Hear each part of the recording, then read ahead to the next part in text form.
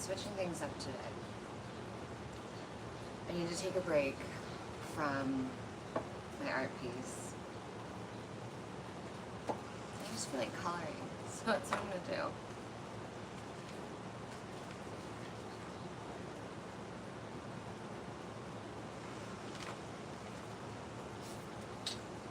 I wanted to be on yesterday, but I woke up and I just did not feel well. So we're back today. Hi. Nix's place. That's so cute. I like the way you spell Nix. How are you?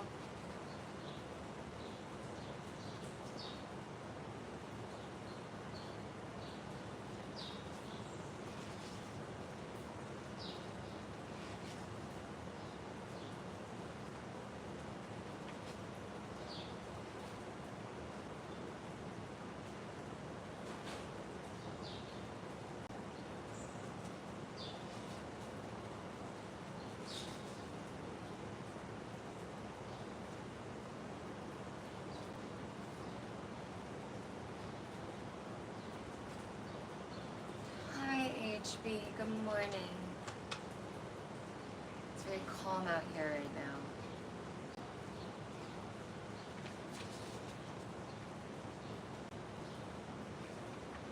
I'm coloring today. I needed a break from my art piece.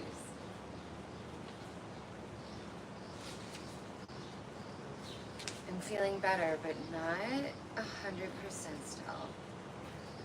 So, a little low energy today. How are you?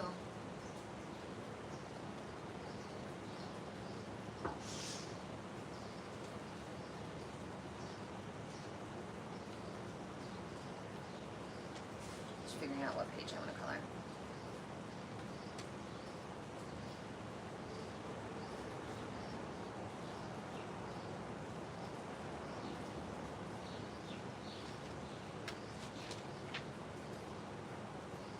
Good. I'm good. I'm glad you're good. I know HB wanted to talk about precognition and what you think that neurotypicals should know about precognitives and precognition. And I don't know if you want to start that conversation now or if you want to wait a little bit as we give people some more time to join. But I'm excited to hear what you have to say or what you are thinking about, HB. Sorry, I realized I'm probably being a little too quiet. Let me project.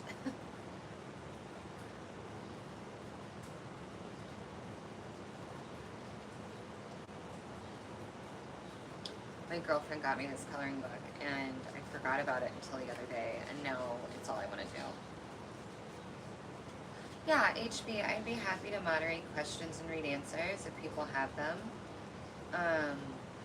Absolutely, of course. Yeah, if people have questions or if you have questions for the audience or if you have things you want to share, I'm happy to... No, yeah, that's no problem, HB. Yeah, if it gets busy, I can help keep up with the chat for you. So, there are a few people on right now.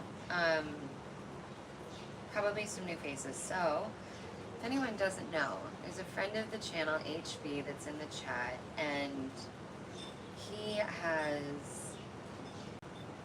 experiences ADHD and dyslexia, but he also experiences precognitive dreams. So much so that he now works with Dr. Diane Hennessy-Powell, a pretty well-known neuropsychologist, and she's known for her work with the telepathy tapes right now. Well, she's known for a lot of things, but that's like one of the main things. So, HB wanted to open the floor up to anybody that might have questions about precognition. Anybody that might, hey Andy, have questions about precognition, have thoughts or opinions that they want to share, anything that HB wants to share with everyone. but that was the topic that he proposed for today. So if it takes off, I'm happy to run with it. I'm trying to think if I have any initial questions, HB, to kind of kick things off. I know that you said you have experienced precognition your entire life, if I'm correct. I guess one question would be, I know that you've experienced precognitive dreams, but do you also have precognitive visions while you're awake? Also, I might ask some questions I know the answers to, just because I think it might be good for everyone to hear your thought. Okay, misconceptions of precognition. That's a great topic. So the misconceptions, I would love to know what your experience has been in HB, but I think, what are some misconceptions about it that I've had? I think one misconception that I hear all the time with precognition is that people believe it's on demand, right? They think that people who are capable of precognition are able to just do it whenever they want, as opposed to it happening to them. I think that's a common misconception I've heard. Okay, and HB, you experience visions as well as precognitive dreams. Okay, very cool.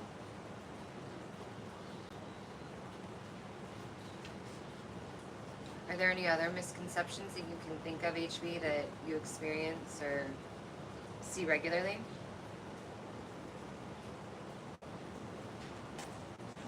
This is cute. I have to figure out what page I want to do.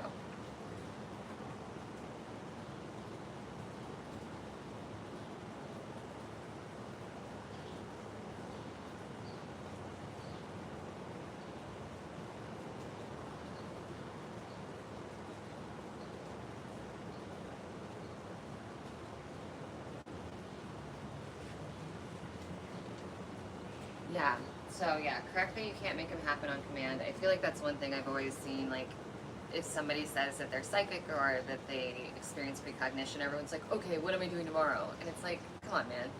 It's not how it's supposed to work, right? Some other Alright, HB, do you have anything to say in terms of precognition and fate or free will? Do you think that you could have a precognitive vision about, let's say about me? Could I, if you didn't tell me, isn't it possible that I could do something that would change that course and make that not happen, right? Or do you think that it's all predestined? Yeah, because you can't do it on command. It happens when it happens. I guess the only thing you could do is document your dreams and then document, like, you know, date, seal, all of that kind of stuff. And then if things start to happen, that's when you have something, you know, to look at. But that has to be tough to study.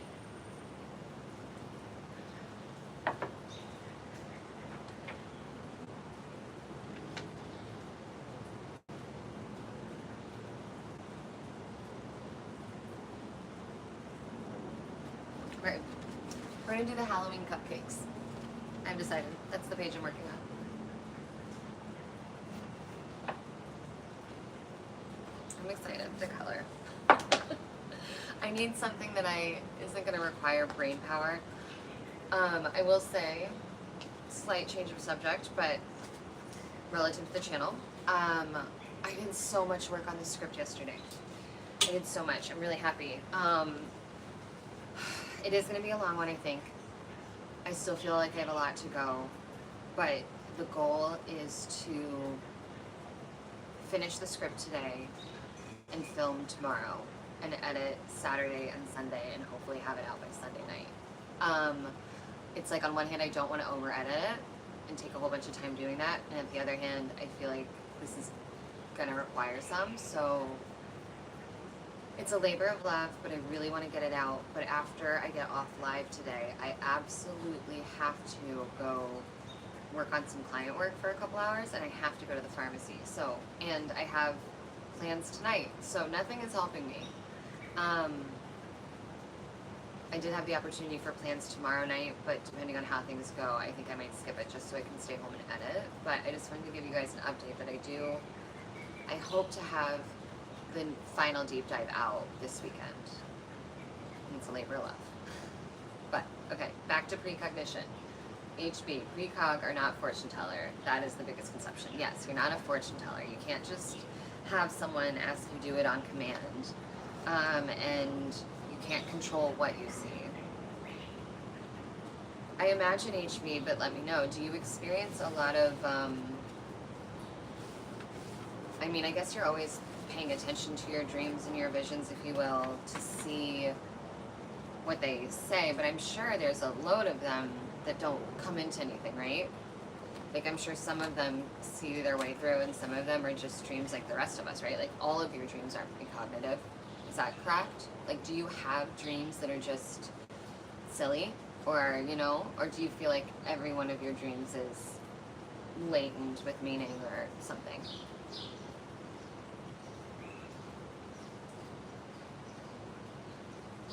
Okay, so precognitive dream is something that will happen unless you use free will to change the future. So, free will is still possible.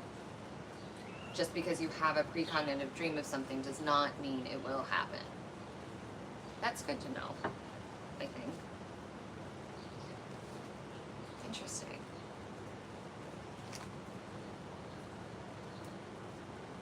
Cat needs food. Bye, Andy. See you in a minute.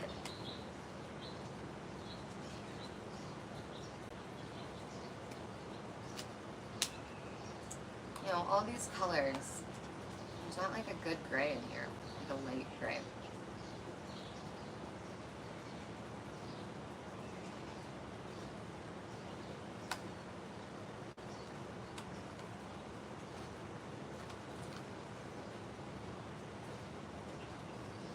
No, you're okay, HB.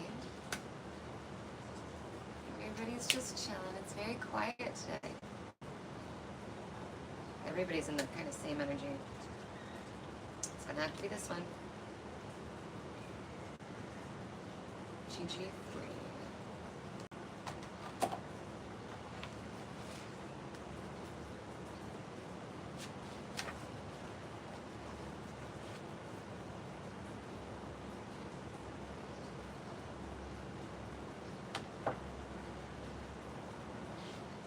I can't believe it's Thursday already. I feel like the weeks are going by really fast.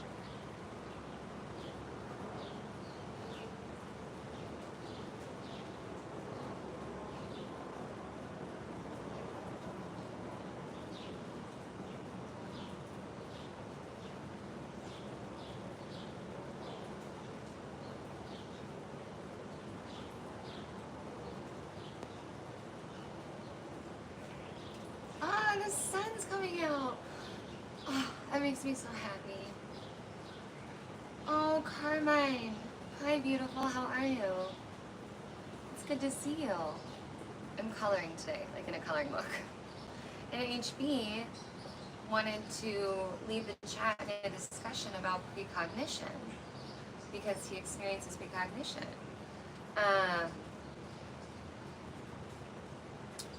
Okay, HB, I have a story about that. I'm going to catch Carmine up real quick, though. Carmine, so we've heard before that HB experiences precognitive dreams, which, you know, for anyone who doesn't know, precognitive essentially means, like, future prediction, right? But he also has precognitive visions, and we were discussing how just because someone may have a vision or he may have a vision, free will can still be used to change things, so it doesn't necessarily mean it's true. And also that some of the common preconceptions, common preconceptions are that, hey, Artsy Wolf, you can't hear me. Really? Artsy Wolf. I can hear me. Everybody else hear me?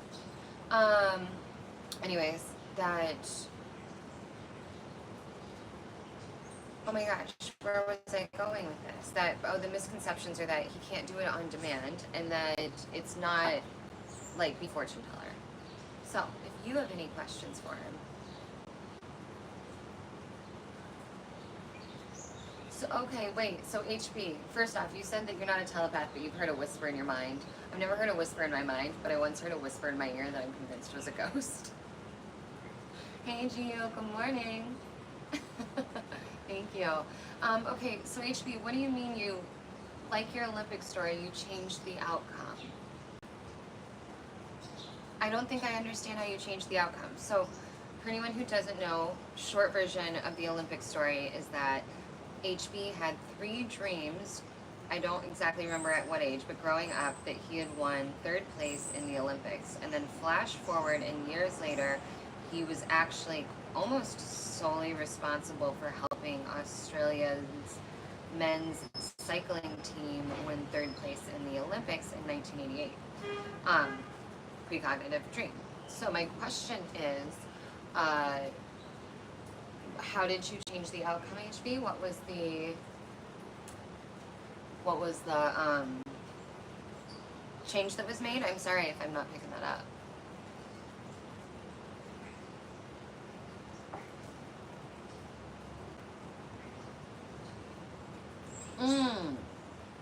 If you didn't get the rims, they wouldn't have won. Yes, but I don't know that you changed the outcome, right? Countering you. You had the dream, and then you lived your life. And your life led you down that path where you did that, not knowing that it would have anything to do with your dream. So I don't know that you changed the outcome. I think you had the dream and you lived your life, and it led to that outcome, right? And I'm not saying that to be argumentative, I'm asking. But it was kind of the way that I figured. But your free will still kind of led you to something that led you to fulfilling your dream, no?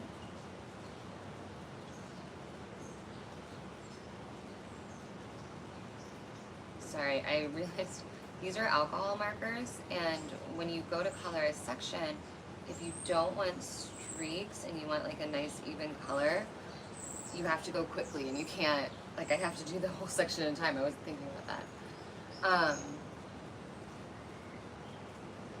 Yeah, if you didn't get them the rims, they wouldn't have won.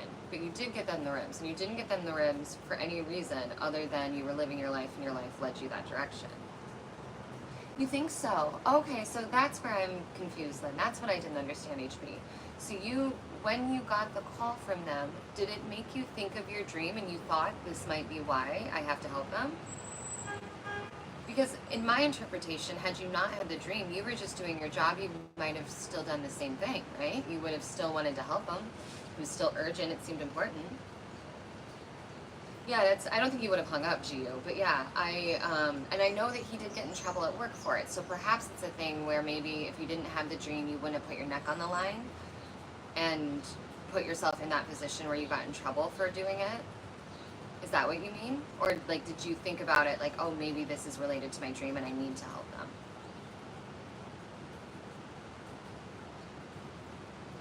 Okay, so I missed that part. So when someone's calling from the Olympics, it kind of clued into you, hey, I've had this dream my whole life about the Olympics, and this is the first time I'm interacting with the Olympics. It has to be related. I need to keep going. Is that correct? Is that like how it felt? Because that actually, now that you're saying it, that makes sense. I just didn't realize that. Because Gio, to answer your question, again, let's say he didn't have that dream, he might not have done it, not hung up, but not have done it because he actually wasn't supposed to have done it. Like at work, he got in trouble for doing it. So what I'm seeing is that you only put your neck out because you were like, I keep having this dream. Okay, so when this happened, it like popped back into your awareness, like the dream did, and was like, hey, remember, you keep dreaming about this, this is related. That's dope. That's really cool, HB. I'm so glad we like clarified that. I didn't realize. So oh wait, you know what? Yes, I did. Hold on, I gotta finish this bone. I can't do 2 things at once. You know why I did realize that? I forgot it in terms of the Olympic story, but I know it in terms of the coin toss story. Because, yes, kind of like that story from Disney. We've talked about that before too. I do remember it in the coin toss because, catching everyone up, HB, was it a dream? I'm not sure if it was a dream or a vision. You'll have to let me know. I'm going to go with dream right now. But HB had a dream of a coin on its edge. I don't know if it was a coin toss in the dream or if it was just like you were watching this coin but it was balanced on its edge. But later that day, he went to play a game, basketball or something with friends, and it was a coin toss, or maybe it was hockey. And HB was supposed to call it, and he remembered or like had a vision of the dream or of the coin toss. So I did remember that you had that, because then once you thought of it again, you called edges, and everyone was like, you're crazy. And then it landed on edges, and then they really thought you were crazy. Got it. Oh, Carmine, I'm so sorry, girl. One of those days, huh? Internet's being crappy. Yeah, you had a vision of the dream. Like, you had the dream, and then you had a vision of the dream when the time came. That's so cool to think of it that way. Like, to realize that. Right? So you have the dream, and then before the thing comes to fruition, sometimes you have a vision of the dream also, being like, hey, remember? Ah, that's neat. Right? That is really cool. I'm really excited to like come back to your book with a daytime plan and not trying to read it before bed so that I can retain things. And I think you're right. I think I need to get through this last episode of the tapes this weekend, and then next week I'll be able to like take a breath and actually like give it some new justice, because I'm really excited to hear the rest of your stories.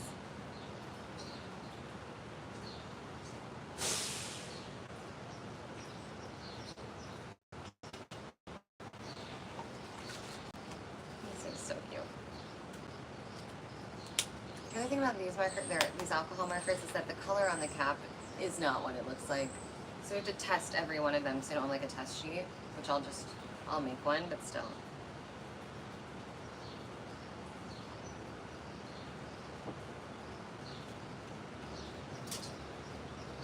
Carmine, oh wow, I don't have visions through dreams, sadly, but I think I have really high sixth sense in particular. And GU, I saw something about Korea that they're working on a device that records your dreams. Okay, so GU is kind of terrifying, in my opinion. I'm getting really scared of some of the dream tech and stuff. Like, I know that they're like, yeah, they're looking like there's advertisers looking into lucid dream advertising, and I hate that. Carmine, tell me about your sixth sense. What in particular do you find that you're sensitive to? So, for instance, I am sensitive. I know I'm sensitive to energies and an intuitional sense, but I know other people have totally different senses. So, I would love to know what yours is, Carmine. And yeah, HB, I want to do a QEEG. Like, I want to do a QEEG just so I just want to see my brain. But I would love if you did a QEEG and self, but like that would be, or I guess like during dream states, but you wouldn't be able to do it during precog. Gio, I've tried lucid dreaming a couple of times.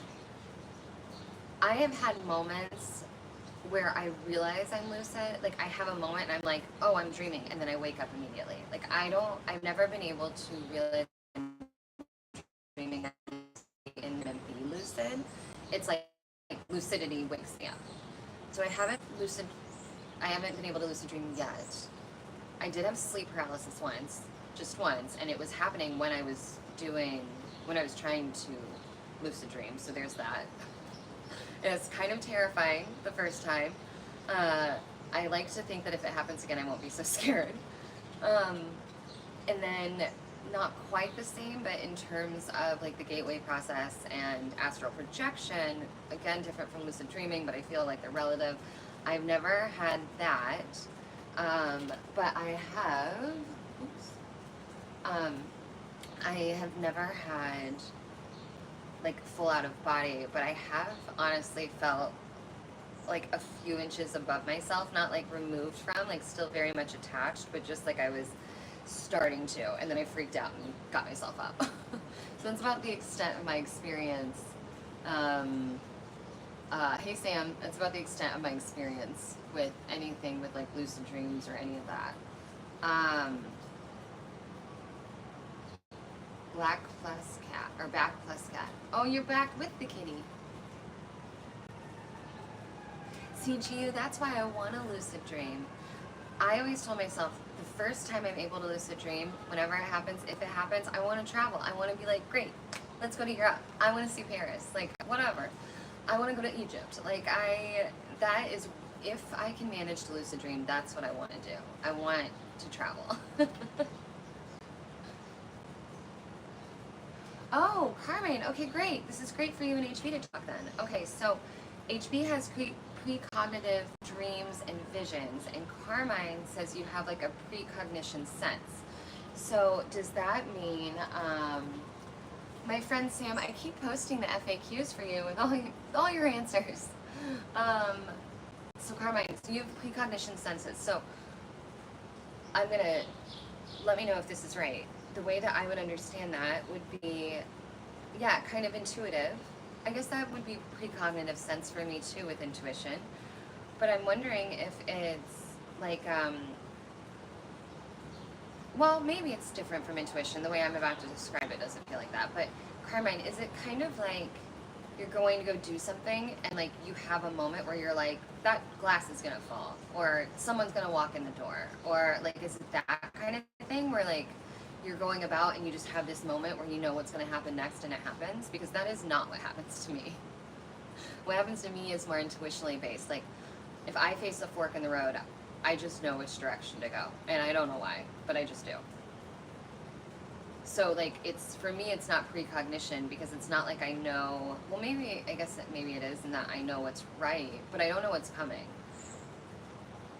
at any given time. I'm, does that make sense? Like the difference I see in that? And which is what's yours like, Carmine?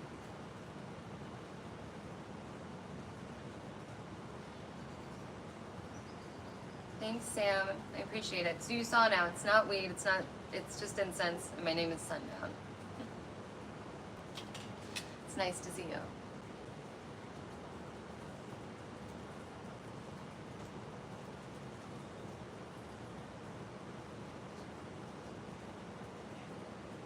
Deja vu, premonitions, intuitive, precog. Yeah, I imagine they're all relative, right? Deja vu still throws me, because deja vu doesn't feel precognitive to me. It feels like a system reboot. Or like the psychic had told me, it feels like I'm supposed to be here, right? But I don't know.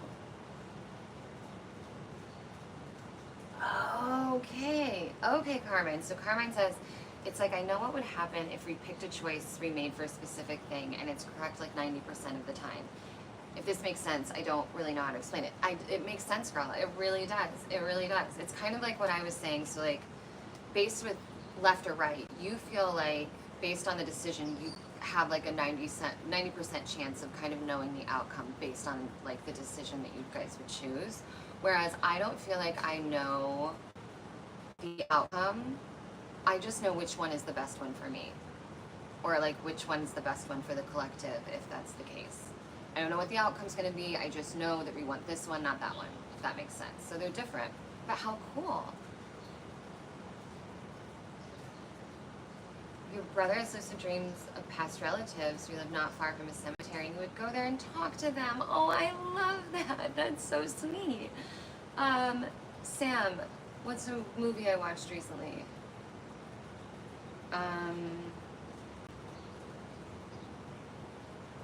Honestly, I don't remember the last movie I watched. I'm sure I've watched one recently, but I don't watch a lot of TV.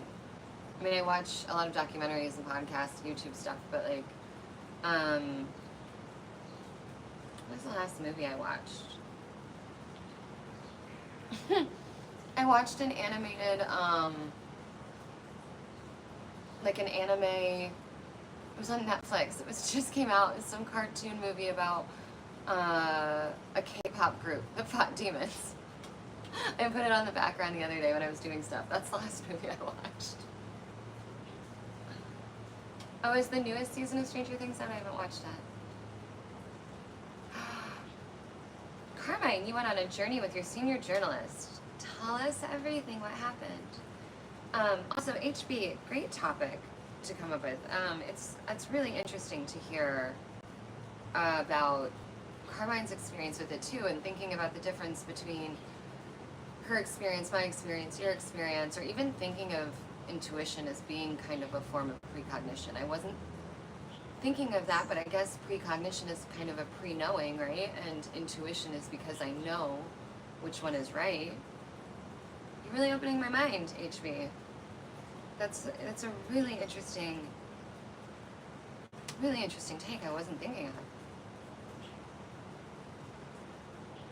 Andy, have you ever had any precognitive visions? Even if they were chemically induced? I know a lot of people report precognition on psychedelics.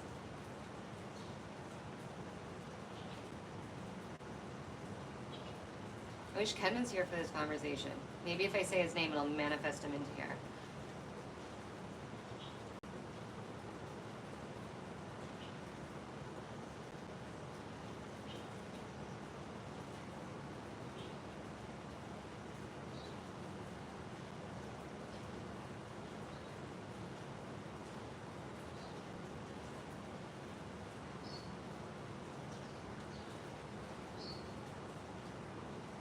Chaotic and interesting since you met a few nice investigators. That's probably nice. Carmine, are investigators competitive? Is there like a competition or a competitive aspect to that kind of career? Oh my gosh, congratulations! Carmine says that since she's going to pursue criminology now, they invited her to join the team as an intern and part-timer with these other investigators. Ah, Carmine, you are so cool. I love so much. Like, it takes a lot of heart and a lot of backbone to study and do what you're doing, and at such a young age.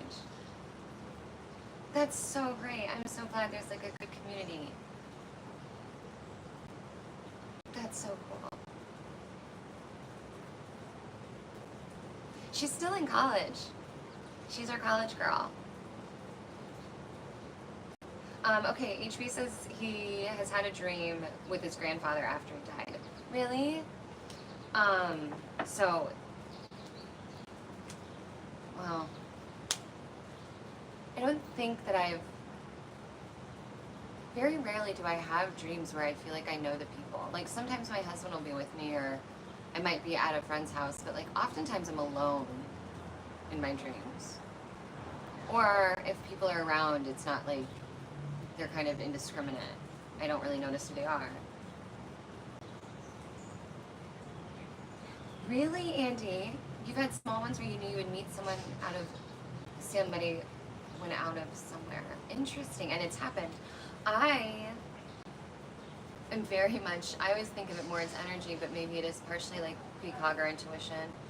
There will be times when I just know, I guess it is intuition, I'll know things are okay. So for instance, Monty had a vet appointment on Tuesday, and he has a little bump on his chest. And I noticed it like a week ago. And when I noticed it, I just knew it was okay. I just knew. I just knew it was fine. I don't know why I knew, but I knew. And that's really uncommon for me because I stress about that dog. I'm in love with that dog so much. Any bump or bruise, I am just beyond upset because he is my baby. So normally if I saw something like that, my natural reaction would be to freak out and just be scared to death until I know that he's fine and everything's okay. But for whatever reason, when I found it, I was just like, it's fine. I know it's fine. And we went to the vet on Tuesday. It's fine. It's totally okay. And I don't know why, but I knew. I just knew. It was really weird. But I forgot about that till just now.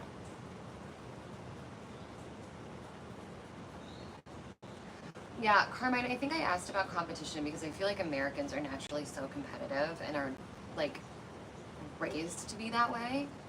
We're raised to be so competitive and so boastful and so proud, and feel like every industry, no matter what it is treated as a competition here. So I really am glad that that's not the case for you. Oh, I love that your grandfather was teaching you that your dreams are important. And I'm really glad Monty's okay, but I knew he was. It was weird, but I knew he was fine. I just knew it wasn't a problem. And it's not. He also got like full blood work done because he's considered senior now. And it's perfect. He's perfectly healthy, so I'm so happy. I need to actually get a little bit more coffee. Yeah, the American Matrix, like they very much raise us to be competitive, and that's why I asked, because I really, as the older I get, again, and I say this all the time, but the older I get, and the more, especially the more feminine energy I find myself growing into, the less competitive I get, which is awesome. Okay, I'll be right back.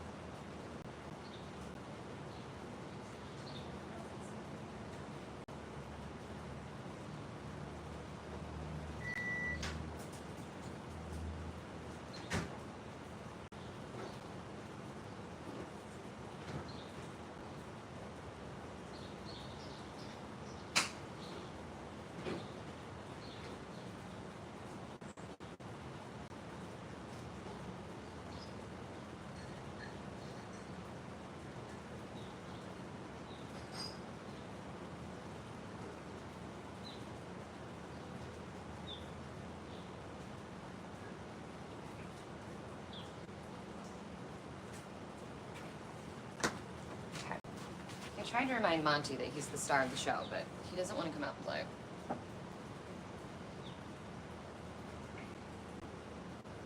Oh, Carmine, you have a U.S. boyfriend. Oh, long distance is hard. Oh, God, Carmine. You'd be busy because of the amount of cases here, which is tragic but true. But yeah, it feels competitive. Also, I've read Tokyo, not Tokyo Drift, what is it called? Tokyo Vice. The book is so much better than the show, if anyone's watched the show. But if you are interested, actually, I highly recommend that book, Carmine, as an investigative journalist. If you're interested, fascinating true story. The TV show, I think, was done by Max. It was pretty good. The book, fantastic.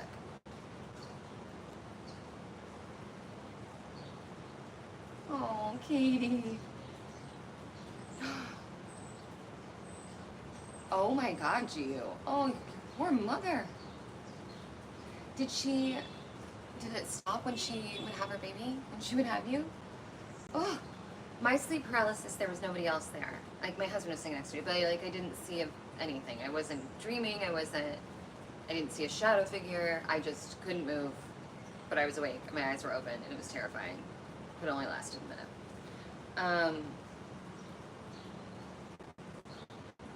Oh, Carmine.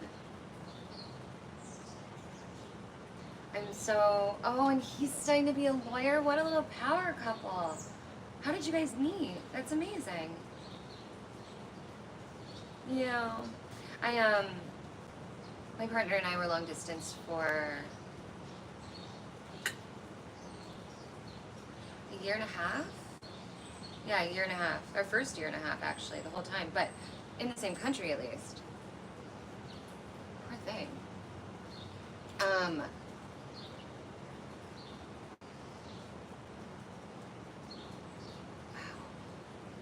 Gee, that's wild about your mom. Poor woman. Would not want to have that experience. The things pregnancy does to women is wild. From dreams to just all sorts of things.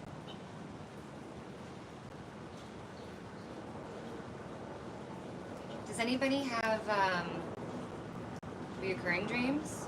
that we haven't talked about yet. Like when I was little, for instance, it's been a long time. Hey Tara, it's been a long time since I've had one, but when I was a kid, I used to have this dream all the time where it's kind of weird, but I'm at the top of a hill, like pretty steep hill, like a grassy hill. I'm little, and my mom is holding like a grocery cart or trolley for the rest of you probably. I think you guys call them trolleys, but like a grocery cart that like the kid sits in the front. You can put the groceries in the basket in the back, and my mom is at the top of the hill with this grocery cart, and I'm sitting in the grocery cart, and there's another woman at the top of the hill with a grocery cart facing the opposite way with a kid in it, and the moms are talking, and his kids are sitting in the grocery cart. And at some point in the conversation, my mom lets go of the cart, and the cart that I'm in goes careening down the hill towards a road, and I wake up. I've had it from different perspectives. Like there's one main perspective that I usually had the dream from. It's not usually first person. Like I'm not usually in the cart realizing I'm going down. I'm watching it happen, but I just know it's me. But I've had it from different angles of the hill too. But it has now been years. I don't know the last time I had it. But what's interesting, I guess, and what I would probably put it together is that my mom and I didn't grow up with my mom. I wasn't close to my mom. I grew up with my dad. And I think I probably had that dream through my childhood because she left and it felt like that. And then as an adult, when her and I mended our relationship, I think that's probably when the dream stopped. And I stopped dreaming about her letting me fly down a hill.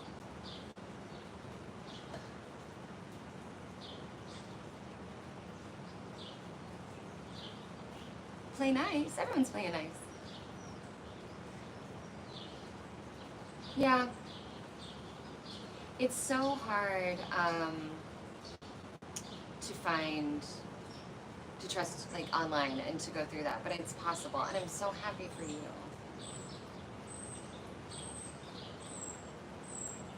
Your parents are close? Oh, how cool. Oh wait, so you guys have like met and everything, and oh, I'm so happy for you. One of my best friends is Chinese American, and she speaks Mandarin, and she's always told me I'm honorary Asian. She's been one of my best friends for years. Actually, two of my best friends are, one's Chinese and one is Filipino. But yeah, my girls, I love it. I'm so happy for you, Carmen. So what do we make of that weird ass dream about me in the grocery cart though? And anyone else have reoccurring dreams like that, whether they are still going or they've stopped?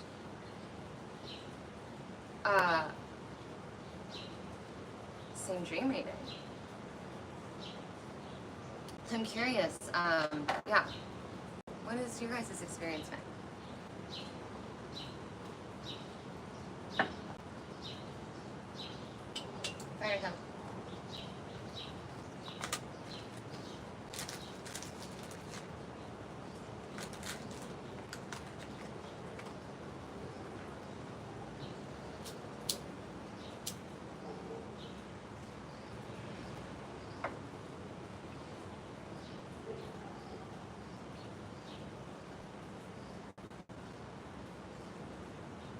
It's really funny. Growing up, I lived in like a pretty white community, very, very white community. And as an adult, my friends are so diverse, and I'm so grateful.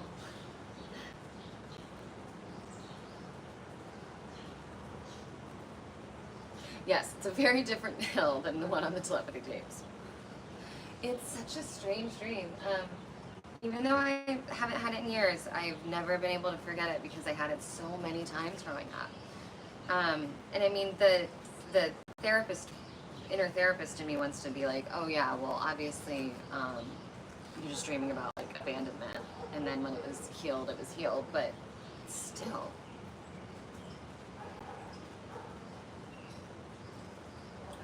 Oof. Yeah, sleep paralysis. Okay, does it scare you when it happens, and does it scare you every time? I've only had it once, and it scared the shit out of me. But I've convinced myself that if it happens again, I won't be scared, because I'll know what's happening.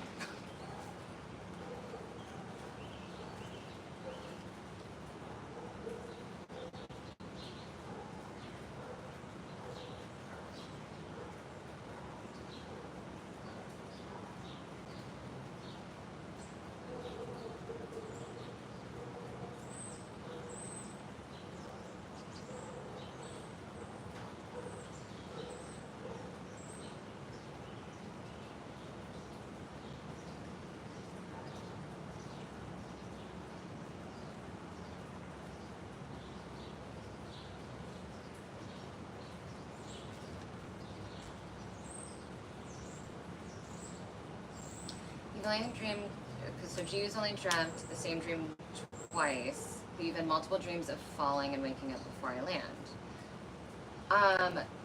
Have you ever looked it up, Gio, to see what like falling may symbolize?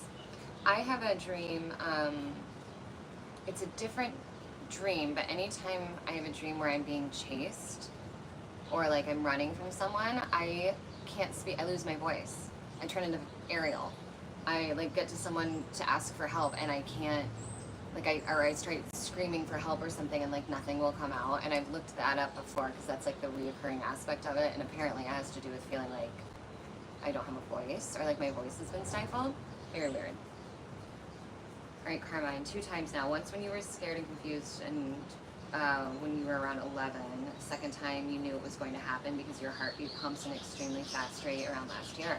So like your heart rate starts going and then you like realize you're going to have your sleep paralysis. Mine felt like it lasted 45 seconds, but it was probably like 20. Do you know how long it lasted for you?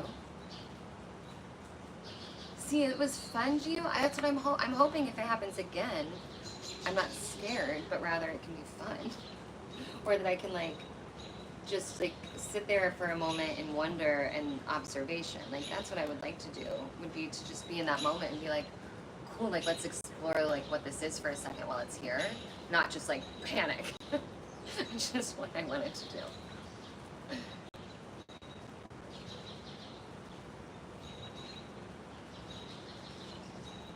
I've heard that certain medications can do it, like can make you more prone to experiencing that too, which was interesting to learn. Yeah, 20 seconds, yeah, exactly. It was probably like 20 seconds, but it felt like a minute. That's how mine was.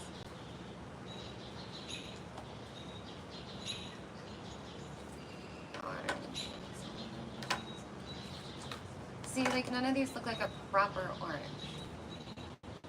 So I gotta test them all. Oh, here's an orange.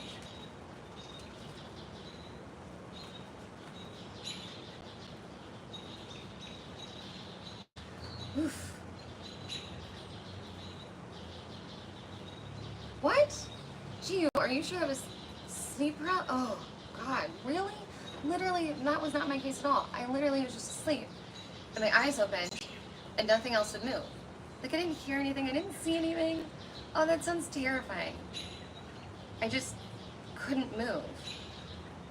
And I just freaked out a little bit, and my eyes were probably darting around, and then, like, it stopped, and I was like, oh, okay, we're back.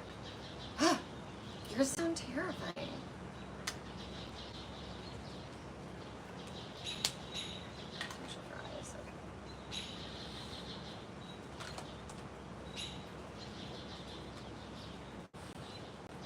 See, Carmine, that's what I've heard, is that some people say that they see a figure when they have sleep paralysis, and I didn't have that. And that makes me, yeah, exactly. Okay, I've heard that before, Carmine, and that's why I was asking. It reminds me of, we were talking about DMT a while back. Again, I wish Ken was here. But we were talking about DMT, and like there's all this stuff in the internet right now about DMT entities that people are experiencing when they do this, and that's why I don't want to do it, at least not right now. And I'm wondering if it's the same thing. Like, are they the same? So weird. Disciples on YouTube, 8 ways that you have a rare personality is good. Explains precox pretty well. I get confused, or not confused, I get wary of watching some of these things. Like, I realized going on, like, TikTok, for instance, that, like, everybody, I don't know. I don't even know what I'm trying to say here. But, I will check it out. These are all yellow. None of these are orange.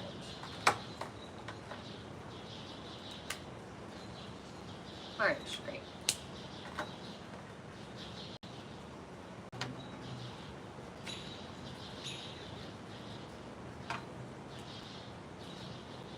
An awakened empath. Oh wait, is that what it is, HB, that you were talking about?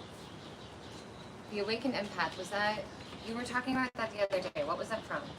Monty Mail. And the sun.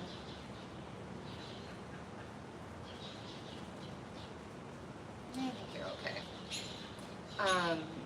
HB, remind me what that came, is that the raw rule of 1 stuff?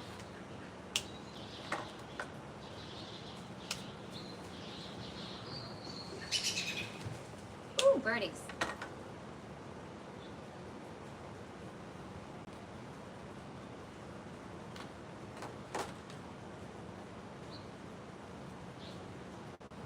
Yeah. Oh, Carl Young. Monty! He's actually going to stay put for a bit.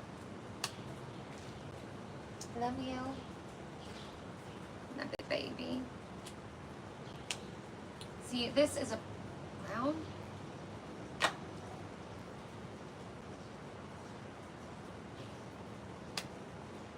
Okay, so that comes from Carl Jung, that what you just said about the awakened empath. I need to look more into Jung. Like, I know a lot of Jung and I don't.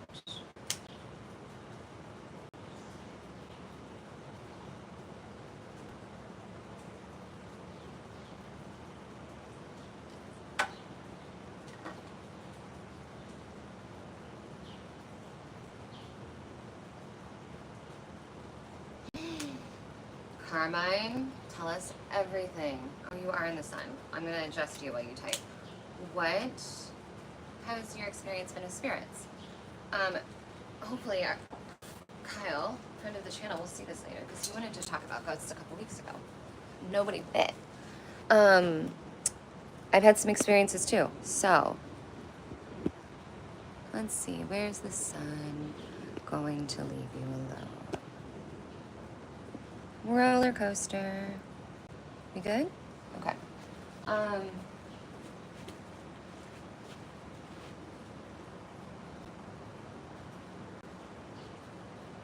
Carl Jung. Carl Jung is cool. He's interesting. He's worth looking into. Carmine, I want to hear your experience with spirits. I have heard things that I haven't seen a few times. And then I have seen a few things. I know it looks like the sun's in your eyes. It's really not.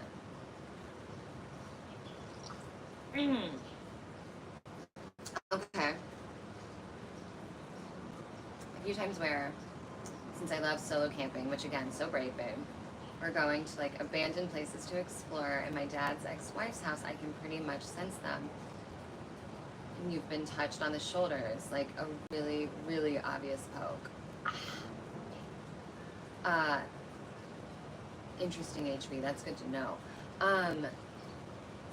Really, that is crazy. I haven't had a poke. I've had temperature shifts. Like I've walked into rooms and been like, ooh, that's a cold spot. Which that's not on me. I think that was like anybody there could notice that like it was a weird cold spot. It was. It wasn't that we were perceiving it. You should look, Gio. You really should.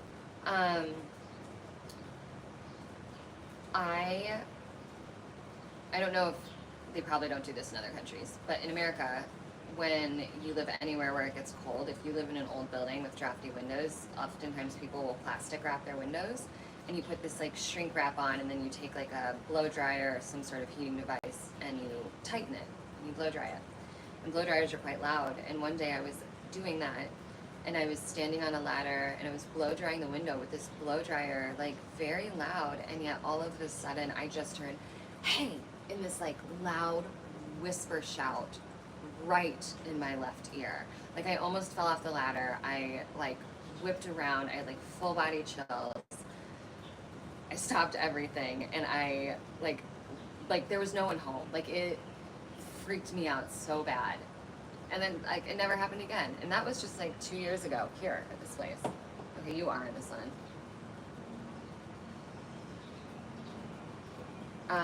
I feel like I'm sensitive to like any sort of shift in anything, whether it's like temperature, tone, like whatever. I think I mentioned it before, but in college, I lived in a haunted house 1 year. I had a cat and my roommate had a dog, and both of them saw stuff all the time. My roommate and I both saw stuff. We both had crazy dreams. We had experiences where we'd come home and like all the windows and doors would be open in the middle of a storm. Like we had time, like the laundry was in the basement, and the basement was really creepy, and none of us would go down there to do laundry unless we could get the dog to go with us, you and me. And there would be times when the dog would just be like, nope, not today, we're not doing the basement today. And we'd be like, okay, well, no laundry for anyone for a while. And it was just like, there were so many things like that. Our neighbors had a party that a psychic came to, and it was a duplex, which means like it was a house cut in half, so we shared the building with them. And my neighbor, or my roommate and I weren't even home, but our neighbors told us that the psychic came over and just like immediately flipped out and left the building.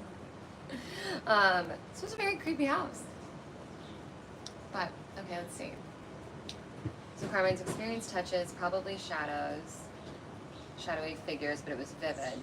Touches, on the other hand, you experienced that a lot. Oh, interesting, Carmine. I wonder what the touches are. I wonder what they're trying to like tell you, what the purpose is. You know what I mean? Like if they're getting your attention for a reason or not.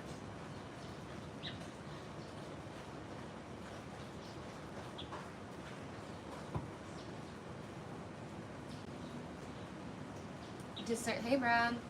HB discernment sounds a lot like intuition, or at least similar, yeah?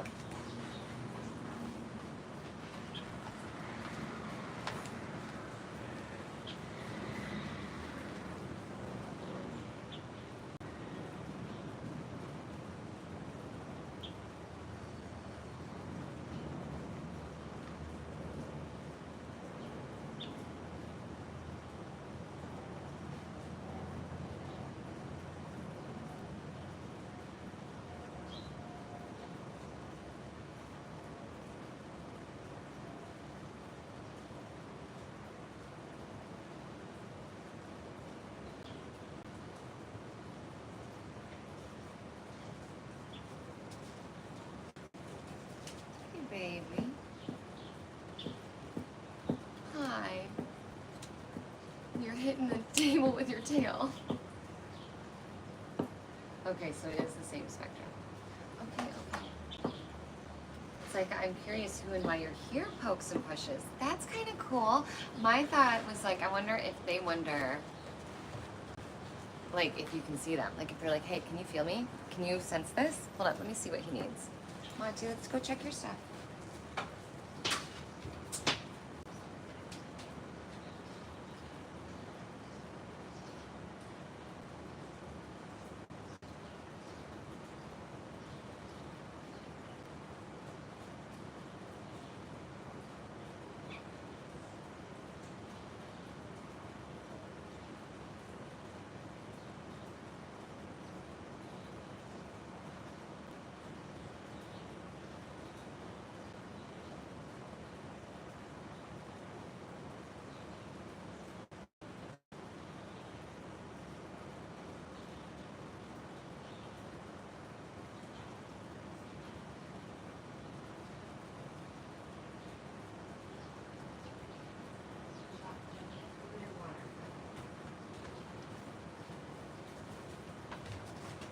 That boy thinks he needs everything.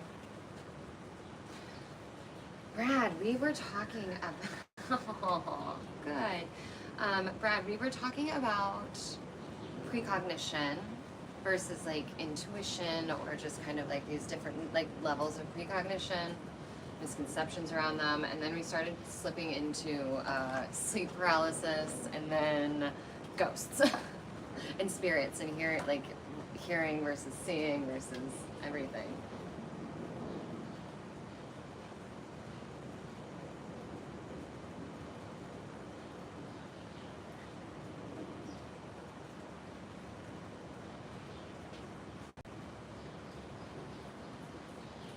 Yeah, and dream paralysis. That's when you felt the poke on your back. Did it scare you? I feel like I would have screamed. Just used, yeah. Oh, I think I would have screamed bloody murder.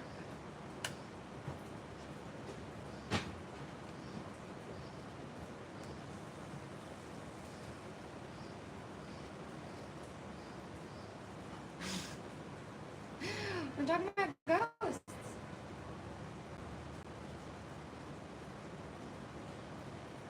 Ping pong.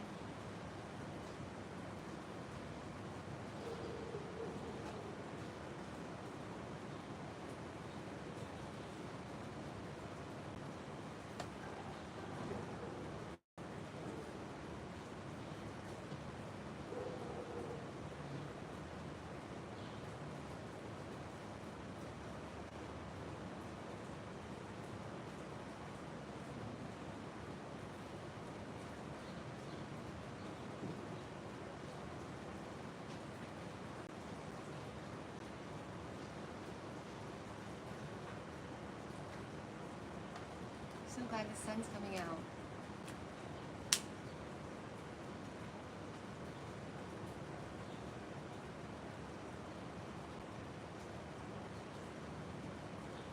Oh, Brad.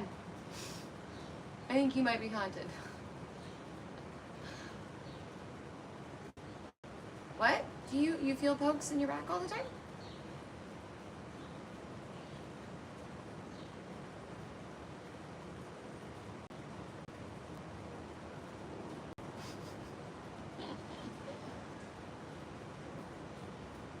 Yeah, solid reaction actually, Carmen. I definitely think, Gio, that you are right in that I think kids are more sensitive to everything, right? And that as we get older, I think a lot of things fall away, right? A lot of our sensitivities, a lot of the things we can see, hear, sense, feel, I think a lot of things start to slip away as we age, but that we start out, you know, with more sensitivities. Brad, our resident physicist, are you getting random pokes, buddy? I think that maybe you're getting poked by ghosts too, and you just didn't know it.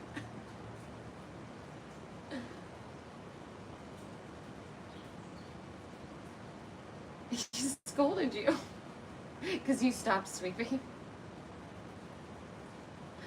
Yeah, I am very quick to shut down the negative, scary stuff myself. HB, I'm with you.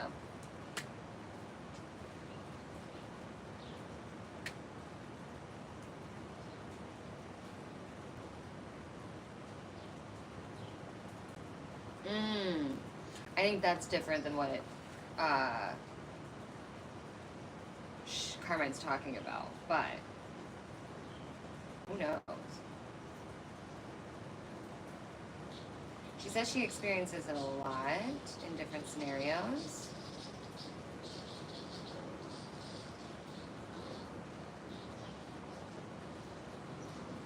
I'm trying to think. I feel like I have some examples of that when I was a kid. One thing, it's different, but one thing that I will not mess with is Ouija boards. Couldn't be me. Speaking of like negative energy and all that stuff, I won't do it. Couldn't pay me to mess with one. Okay, you weren't tripping, Brad.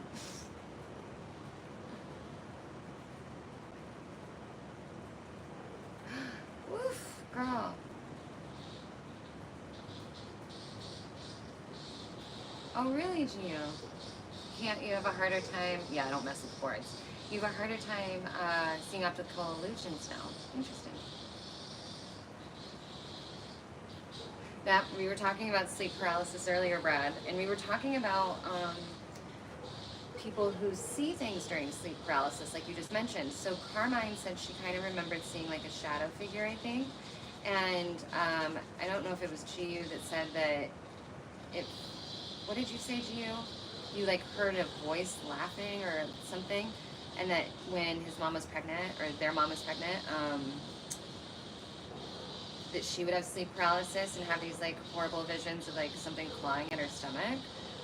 I have had sleep paralysis one time, but I've never visibly seen anything. Like I just had sleep paralysis. So that's interesting. And I was wondering if there's any comparison to the DMT entities people report seeing as like to the sleep paralysis entities people report seeing.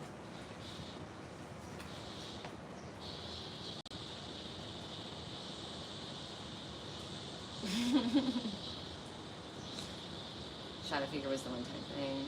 Sleep paralysis. I actually have a funny story of it. It didn't really scare me because I'm like curious. Walk towards it, but please remind me to never do that again. See, no, you say of course not, Brad, but we say that because Gio said he thought it was fun. That's why he asked. Because for me, it scared me the first time, but I think that if it happened again, I like to think I wouldn't be scared and that I'd love to like scientifically sit in it for a minute and just explore it and be like, this is cool, what's going on? Like, how long is it gonna take? What am I really feeling? As opposed to like panicking, but I've only had it once. Whereas Gius had it a couple of times and said he thought it was fun. Hi, David. most people think it's scary, Gio. Nothing's like, I don't think anything that will happen, but it's just scary. How are you, David? Welcome. We're talking about sleep paralysis and ghosts and precognition and all sorts of things.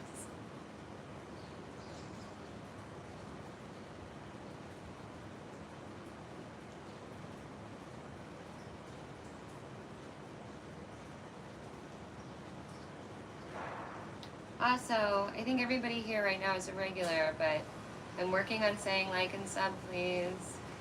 It makes me really nervous to say it. I feel so silly, but I know I need to. So please like and sub if you guys haven't, or at least like, or you can even comment. I mean, you're all chatting.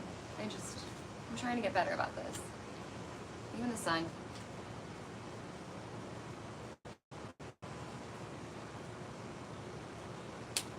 Ooh, so you felt like someone was choking you, Brad. We were talking about it before you got here, actually, Carmine. We were talking about precognition and experiencing precognitive dreams versus precognitive visions, and that's kind of how it all led this direction. There was a method to how we got here, I promise.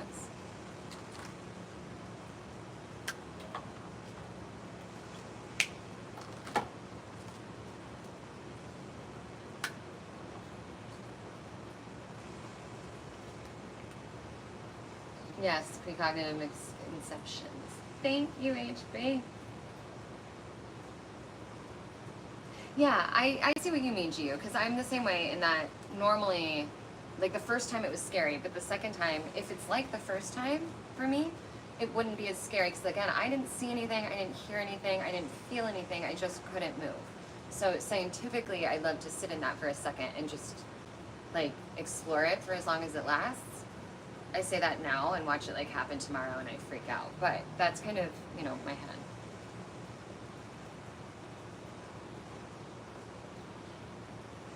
Yeah, that's why you're here today, girl. Okay. So, Brad, great pivot. Let's keep going on that. We were talking about reoccurring dreams also, because I was talking about a reoccurring nightmare that I've had and things like that. Explain to me, if you don't mind, you've had a reoccurring nightmare in your sleep paralysis. So in my sleep paralysis, there wasn't a nightmare or a dream because I was awake. I wasn't dreaming or nightmaring. I was just frozen, but I was awake. That's what I thought sleep paralysis was. I didn't think that you could like have a dream in it. But at the same time, I guess when in paralysis people report seeing things, but that's still not a dream, that's seeing something here, right? I'm asking for like, I'm literally just asking it. I just don't understand. Or are you saying that you like have a reoccurring nightmare and then you wake up in sleep paralysis and then wake up? Is that what you're saying? Night, Carmine. Congratulations on the internship and meeting the others. I'm so glad you had a good adventurous time. I'm glad you were able to come in. Yeah, I don't know, Gio. Suppressing your shadow. Hi, Carmine. Yeah, so Brad, what do you make of that? What do you think about like sleep paralysis but dreaming? Like how is that? Oh, you're there. Okay. 17ish, hanging with a friend, explained it to, and he was like, oh yeah, sleep paralysis. Okay, cool. All right. So you didn't know that's what it was at the time. But when later telling somebody, they were like, yeah, this is what you experienced. Okay. Interesting. How many times do you think you've experienced it in your life, Brad? I don't know how old you are compared to 17-year-old Brad, but...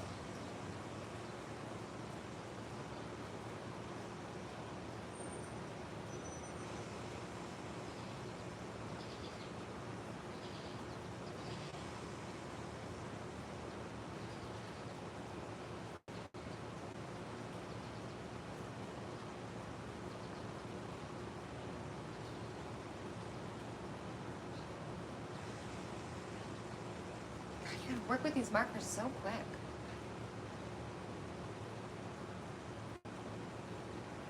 Okay, so you can be dreaming or not dreaming. You're in your early 20s and you're a physicist. You messing with us? I'm not saying it's not possible. Yeah, so the step before lucid dreaming. So yeah, HB, I've always understood it to be where you're awake, your brain's awake, but your body is asleep. But I didn't know that you could be dreaming and or not. Interesting.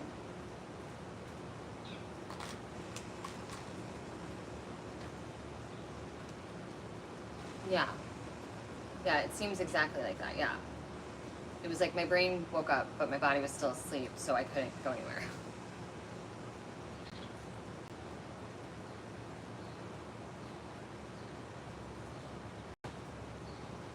Need a good green.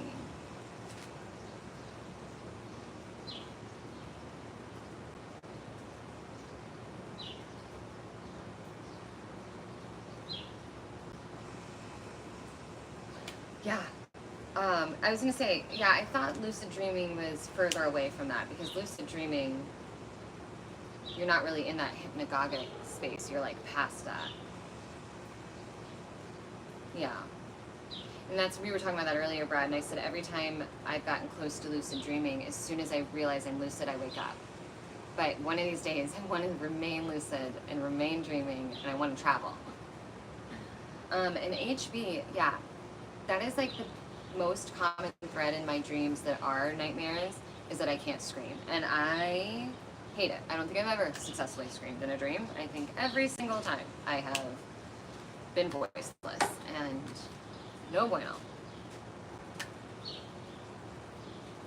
That's my green. So yeah, lucid dreaming is when you're dreaming, but then you know you're dreaming. When you have a moment, you're like, I'm asleep, and this is a dream, but I'm aware it's a dream, and I still have free will. So now you can like essentially Mario World your dream time, right? You can do whatever you want. You're supposed to be able to go wherever you want. There are rules that I hear from like the lucid dreaming community of things you should not do. Like you should not ask the time apparently, or the day, or tell anybody that you know you're dreaming if you interact with anyone. I don't, obviously, like I said, I've never done it successfully, so I don't know, but it's a really interesting concept. Yeah, exactly. You're actively participating. So you can shoot, I think it is kind of like Inception. I haven't watched that in a long time, but yeah, essentially where like you're in the dream and you're like, oh, okay, I want to go to Paris. And then and I'm going to fly there. And then all of a sudden you just start flying in the sky because you consciously chose to, and you know you're dreaming and you can do anything in your dream. I get a little freaked out by the rules. No, it won't necessarily HB, because that's what most people, that's why it's a thing. Like, it doesn't make it end. It makes it end for me. Like, when I start to realize I'm lucid and messing with it, it does make it end and I wake up. But for lucid dreamers, it doesn't. They realize they're lucid and then they go do things. They interact. They even meet each other. There was a study, I think, in the... oh no, that was an astral projection, not lucid dreaming, never mind. In astral projection, people have met each other in other places. That was like a CIA study I was reading about. But in lucid dreaming, it doesn't, like once you're lucid, it's not supposed to necessarily take you out of this lucidity. You're supposed to maintain it, or be able to, hopefully. So by rules, again, I've never done this. This has just been like when I was trying to do it and I was looking into it. There are a few things that I always heard people say, and it was, if you manage lucidity, and you're in your dream and you know you're lucid and you're running around making your own choices, if you're interacting with other people, do not ask them the time or the date, and don't tell them that you know it's a dream.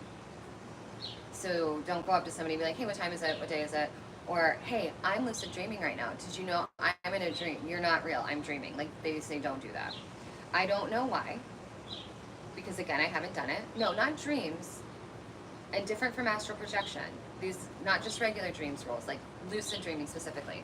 And again, I'm not saying it is a hard and fast rule. I don't know what will happen if you don't do it. I'm just saying these are things that I always heard when I was researching it was, don't ask those things. I don't know if it's like, don't ask those things because, sorry, let's get you out of the sun. I don't know if it's like, don't ask those things because it'll wake you up, or if it's don't ask those things because of another reason. And again, it might be BS. I've just heard this. I don't know. Astral projection is different, I suppose. I think that involves more of the hypnagogic state.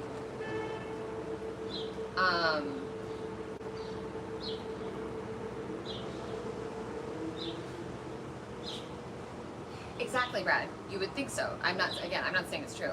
I'm saying these are just the things that I kept hearing. Was like there was a reason why you didn't ask him. And again, maybe the only reason you don't ask him is because maybe it brings you out of lucidity. Maybe it's just like a surefire way to end the dream. You know what I mean?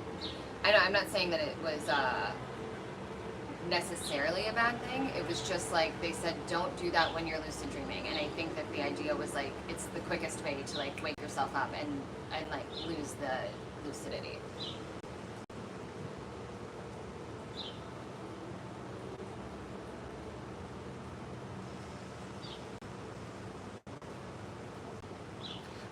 No, HB dreams. He has precognitive dreams. That's how we got on this topic.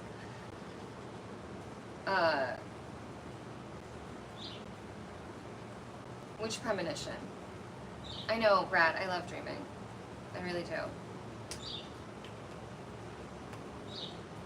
Wait, I feel like there was an unanswered question, children. Oh? Were we talking about something? Must not be. Yeah, Brad, maybe the rules that I'm thinking of is just to help keep you in the dream state so that you don't come out of it. Like I said, I don't know that there was like a solid reasoning or like what it was. I just know that it was one of those things that you don't, like they were saying not to do. Astral projection, I wish I remembered what the study was, but I was listening to something the other day that was talking about a study where they were having two astral projectors work on meeting each other in the astral projection world somehow. I don't even know how to say this, right? But like meeting up essentially, and they recorded them, and kind of like they did with Nikisi the parrot and Amy from the Rupert Sheldrake's animal telepathy study. But basically they recorded them, and it showed both of these men having a two-sided conversation kind of in this dream state in separate areas. And then like they lined them up, and it was clear that like the two men had met in this like astral projection field intentionally, managed to have a conversation that they could record and prove. It was all very interesting. I wish I remembered where I was reading about that or listening to it.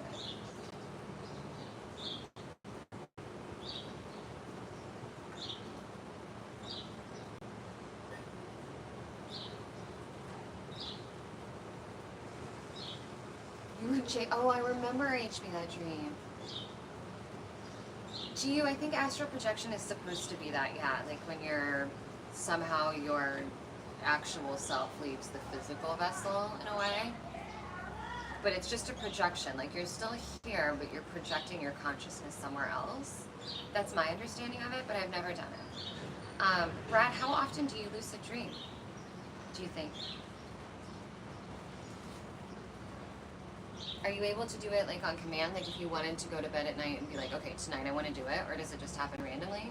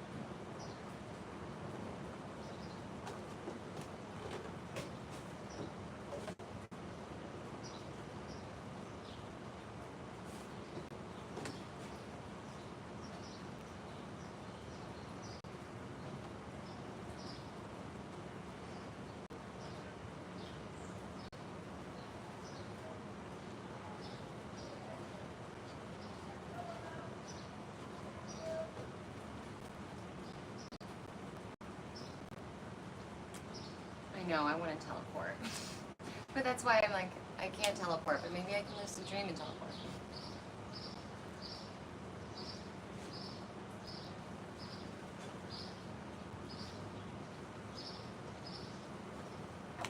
I don't know, I don't think I've ever seen Insidious.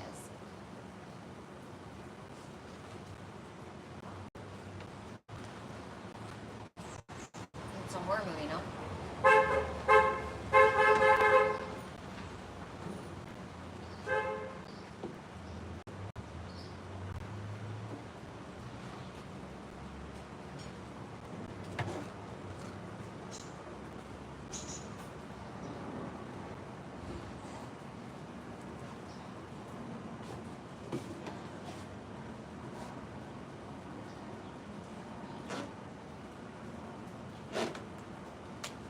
Isn't there a new season of Stranger Things coming out?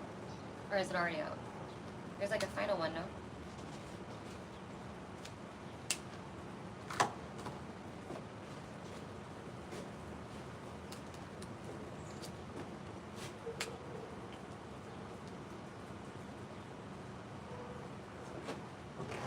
Is it, Brad? Interesting. Interesting, HB. What are you doing?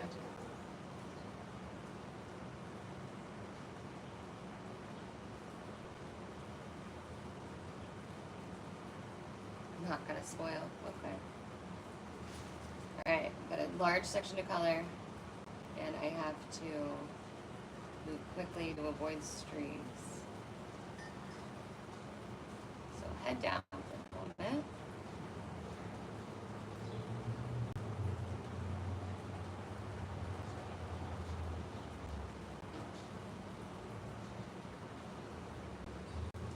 I'm glad that I'm coloring today instead of working on the piece, simply because I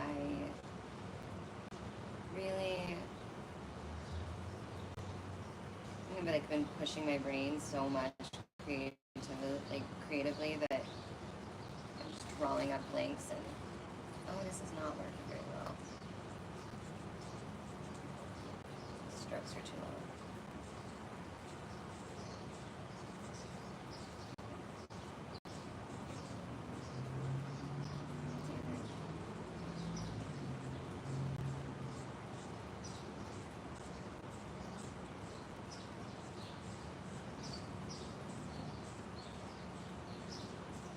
Why is this one so fine?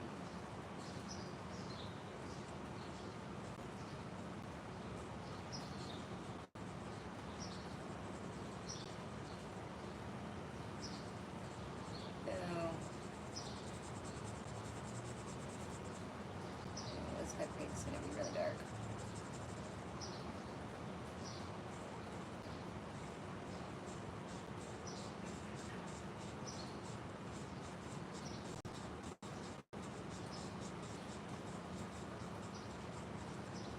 This marker's like pretty dry.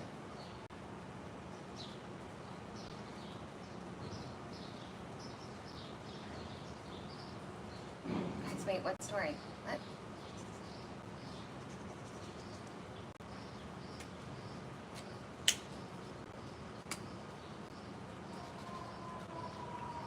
Try the broad tips backwards.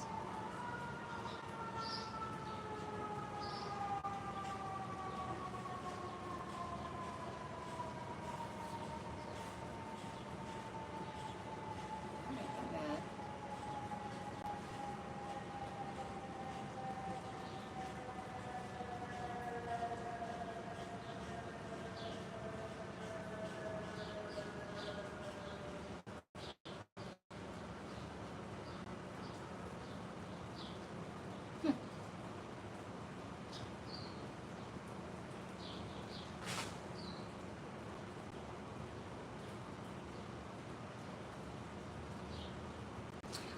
Oh no, Brad, I don't know that that's, I mean, I think it's okay to experiment and do all of these things. I mean,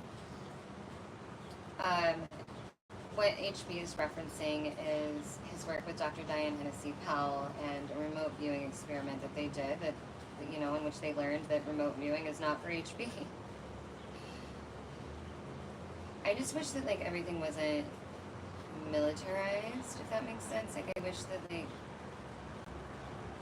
I mean, remote viewing has, I don't know, it's interesting.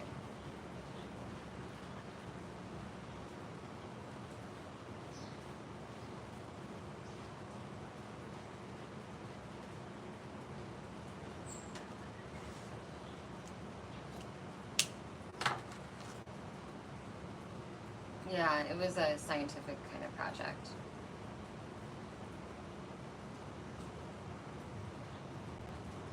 Yeah, Tara's just chilling. You're nothing lingual? What do you describe nothing lingual as to you? Oh, I don't know what that's.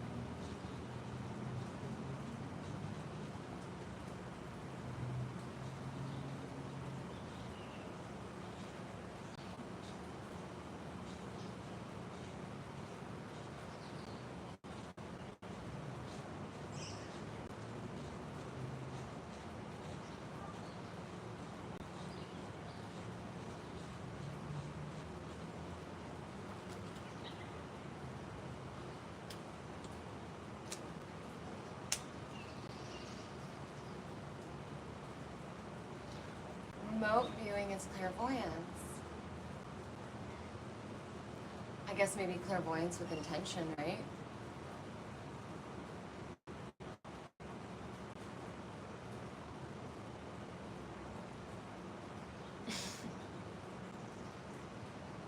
Yeah, we were talking about ghosts earlier, Brad. I have seen a few things, but to me, all of my like ghost encounters, like they don't look like a ghost. They just look like a human. It wasn't supposed to be where they were, and then it turns out they weren't there. And I think that's what Carmine was saying too. She hasn't seen anything, but she's felt it. I see, HB.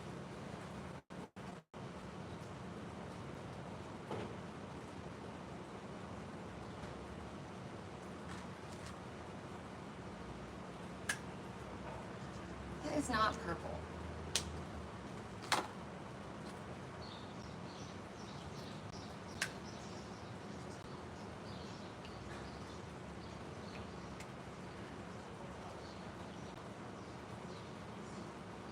I mean, I presume I understand what you mean by anything.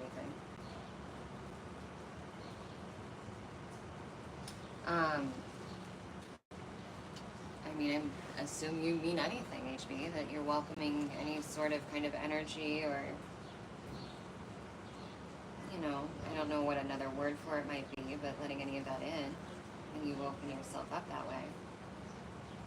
So I don't mess with the Ouija board, because I feel like it opens things up. I feel like there was another question, but I can't look up until I get this color out.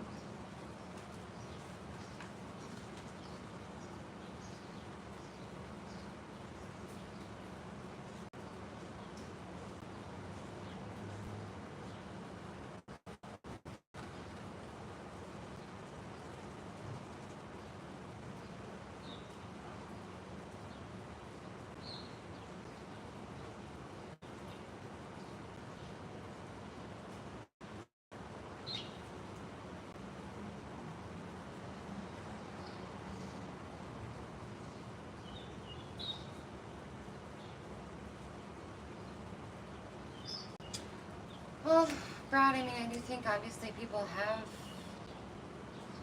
psychosis periods, but I do also think a lot of this stuff is real, so.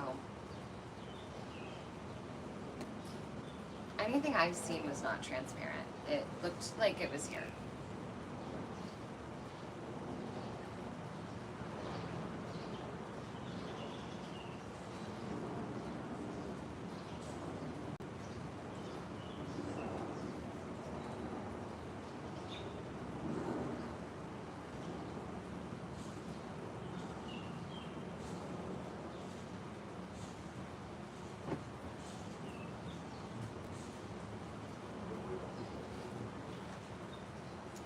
You are a ghostwriter. Yeah, Gio, I'm with you. I just feel like there's too many people that have had experiences that are sane. It doesn't mean that there aren't times that people have experiences that are not because of sanity, or not, are due to different types of sanity, but I do believe that this still happens, that it's still possible.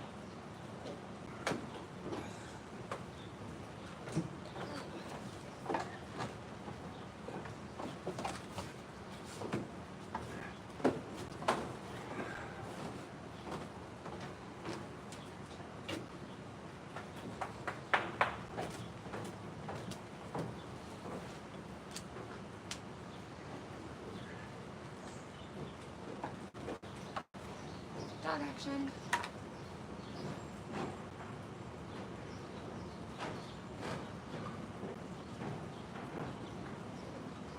Is that a question, Gio, or are you telling us? You used a question mark, but the words you used were a statement. If it was a question, I have no idea. I don't think so. Do you believe in, well, maybe not ghosts, but do you believe in like spirits, or I guess many people think spirits and ghosts are the same thing. That's okay. You don't believe in that. You're just talking about options. Things that could be. Is this purple? Yeah, this is the one.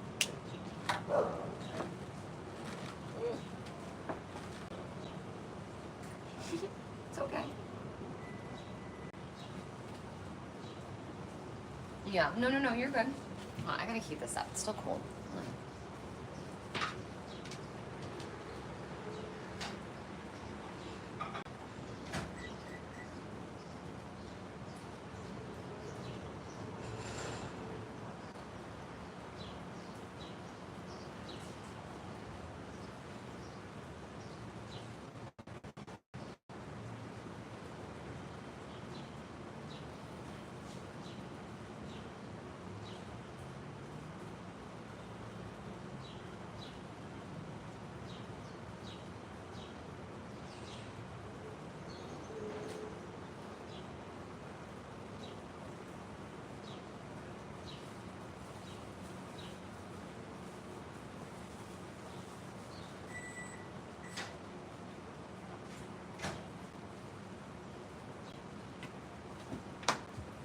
Okay.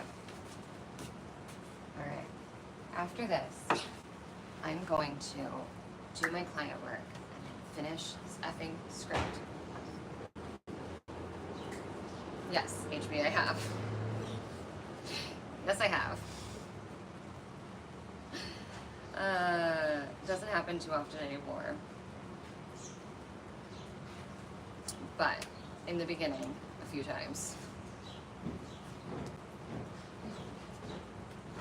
Thankfully, nothing weird. For work, I actually do work as a creative. I am a producer in mostly photography, but I also do film. And then I do a lot of client creative work. Hold on, let me get that section done. So I work for myself though, like I don't work for a company, which is why it's not like an easy answer. I freelance produce, and then I also have clients that I work with. I have one client that I edit and write with. I have one client that I am revamping and basically giving the business a facelift. So I'm updating all of their documents so that they're cohesive and they're clean and professional looking and elevated, and then I'm redoing their website, and then I'm redoing their logo and their colors and some of their branding stuff. I have a client that I regularly design marketing emails for, so a lot of photography and graphic design work and some writing work.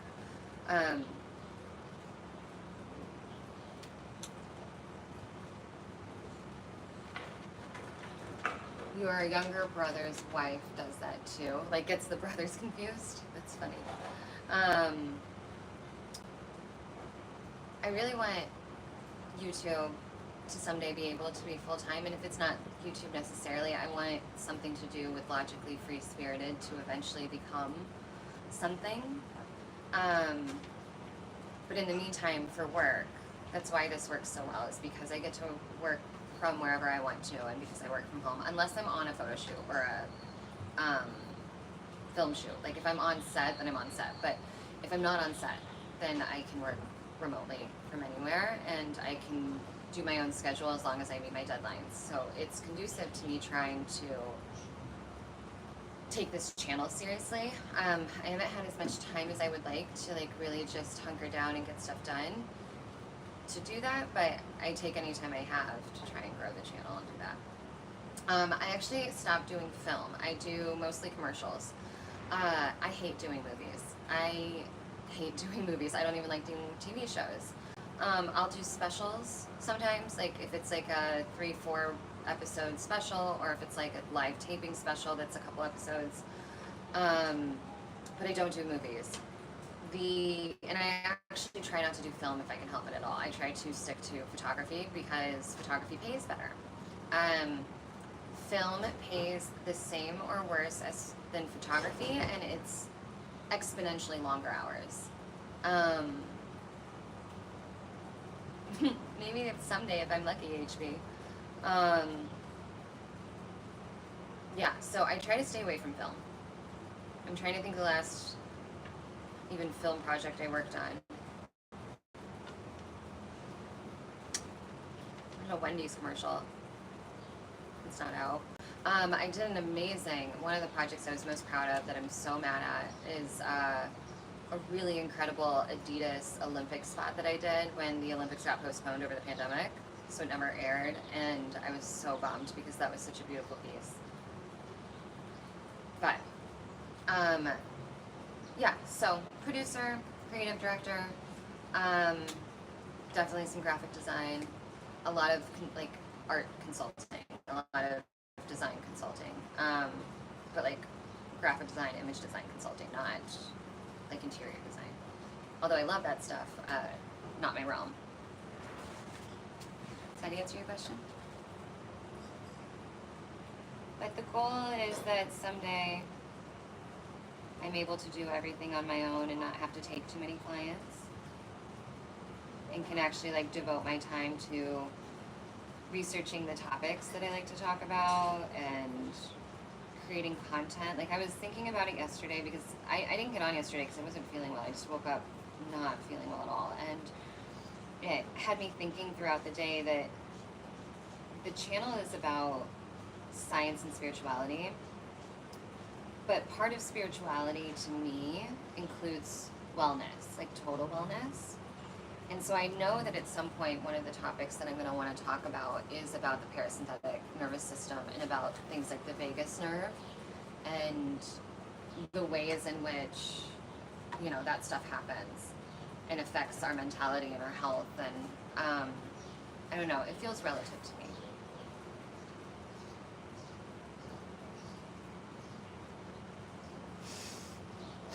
You guys over there talking Big Ten stuff?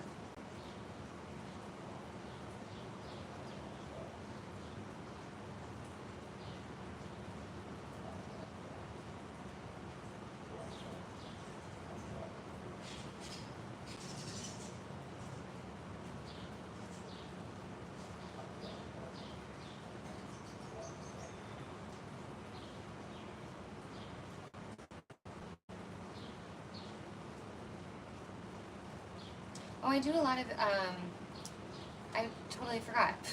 I do some freelance event work too. Not as much because I actually hate events unless I'm really high up the totem pole. But that's only, I mean, I've been producing for 20 years, literally. So I'm at the level now where I can be a little choosy and like only do events depending on very special circumstances.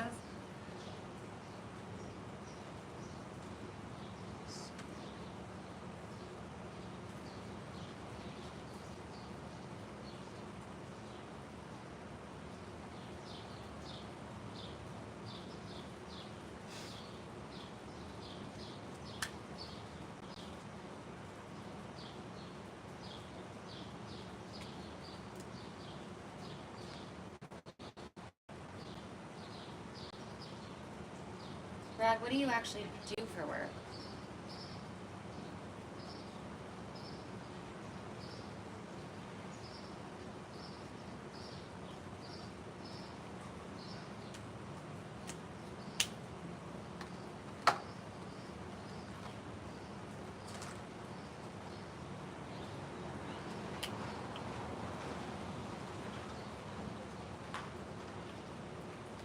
I have a friend of mine that passed away in an accident at an event.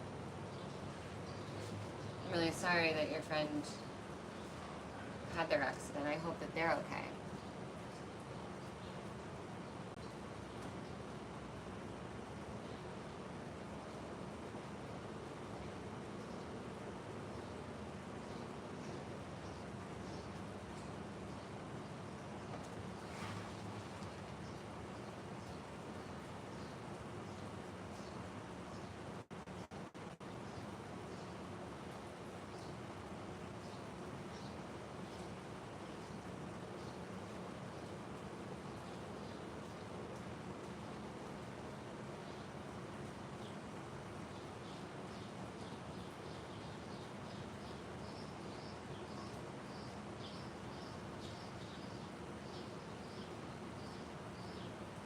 Oh, it was recently.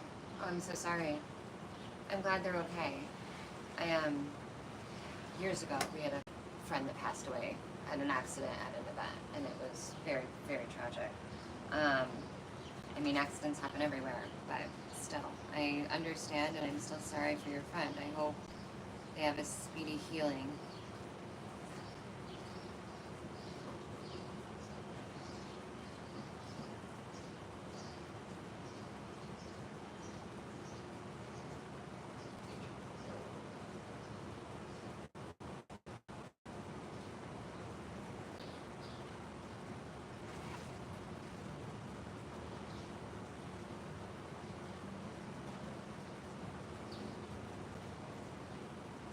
I'm determined to get this page done before I get off. But also, I have so much to do, and I need to be responsible, Sundown.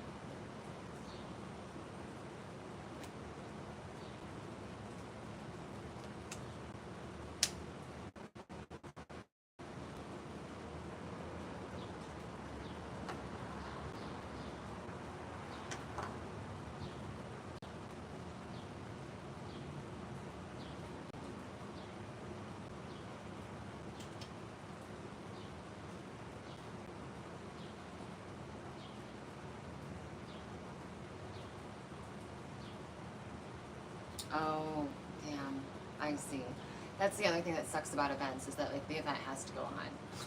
I was on a film set once when one of our electricians got electrocuted, and it was a live set. We were gonna have a live show like 45 minutes later. He was okay, thankfully. He did go to the hospital, but he was fine.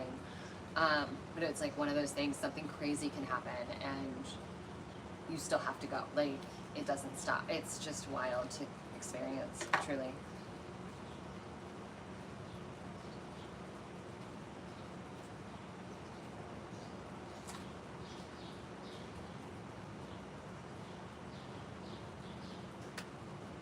Go on, Brad. Or Brad, sorry, HB. You're getting the feeling that the neurotypical crowd may be missing the point of the telepathy tapes. What do you mean by that?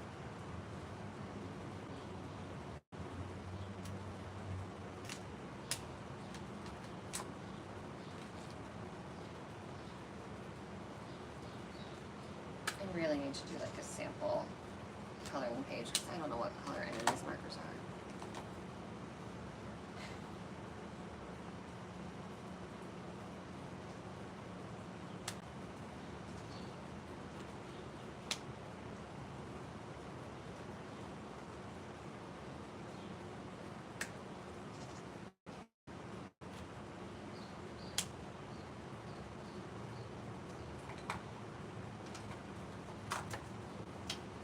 What's that? What do you mean, though, by missing the message? I mean, I'm assuming that's what you're saying by missing the point, missing the message, but what message are they missing? Like, what is your interpretation of that?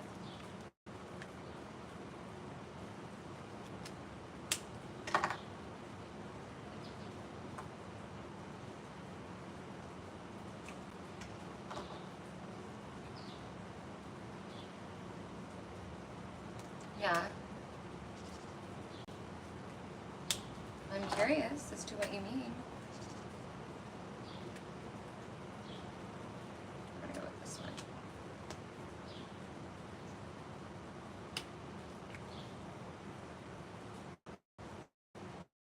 109 minutes, okay. I got 20 minutes left, at most. I'm trying to get this done.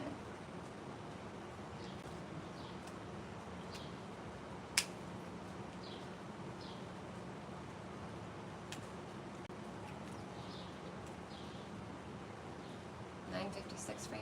Yeah. I know, I gotta go get working.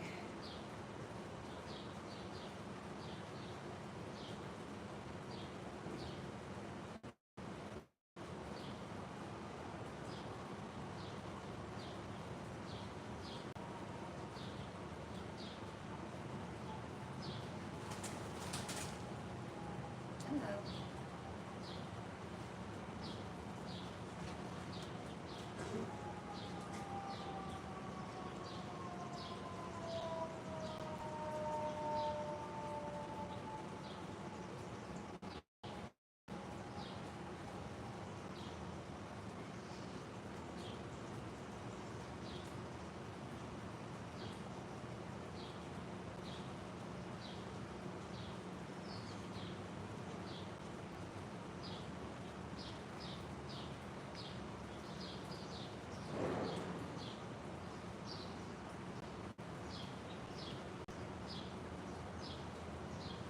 Oh, quiet here? I was talking a little bit. I mean, I've been quiet for a second. Did it look like I was talking and you couldn't hear me?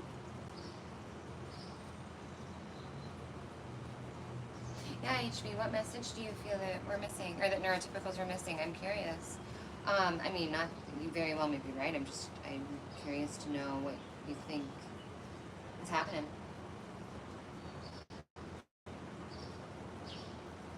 Did I have a phone call though? Did that happen? Was I silent? Can you hear me now, Andy? Someone earlier said they couldn't hear me, but I don't know why.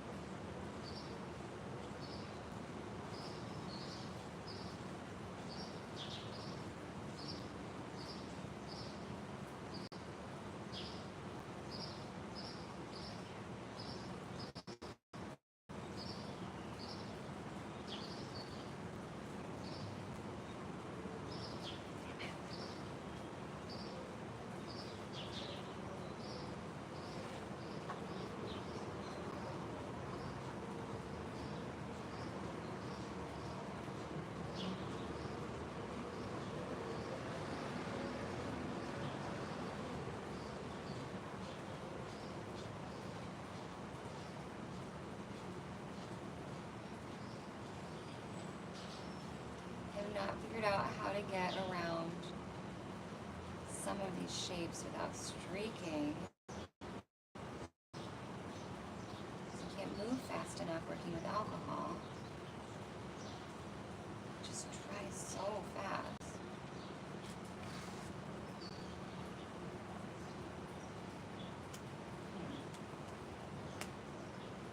Oh, okay. Glitch on your end. Cool, cool. Not that I want you glitching, but I'm glad it's something I was doing wrong. I'm trying to hurry on this picture.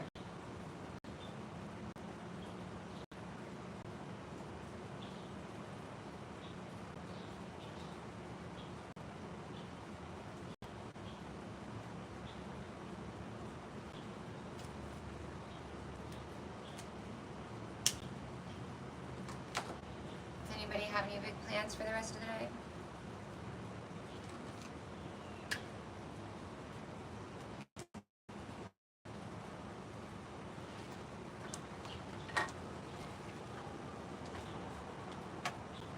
But what, is that the point that you think people are missing, HB?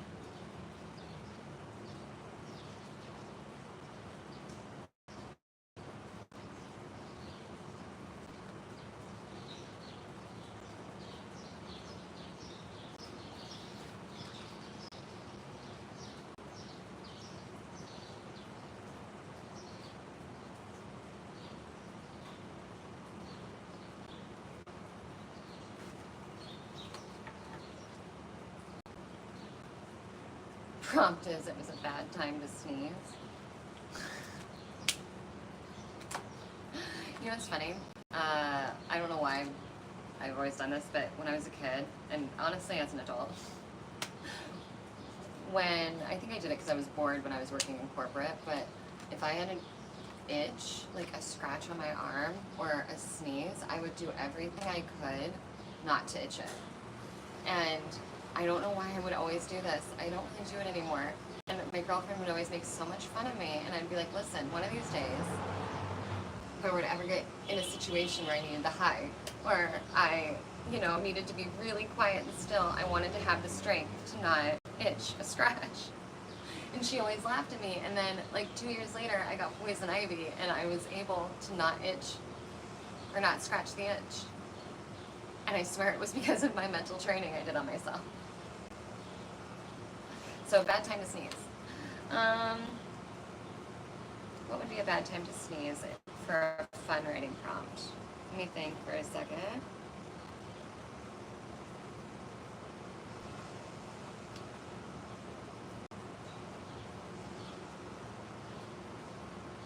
Immediately my brain wanted to do like something dark, like bad time to sneeze when like you're in hiding or captive, but like I want to go lighter than that. First, next thing I thought of was a birthday cake. It's a bad time to sneeze when you're supposed to be blowing out the candles or someone else is. Maybe when you're getting a tattoo. That could be a funny story. I'm almost done. Almost done, almost done, almost done, almost done.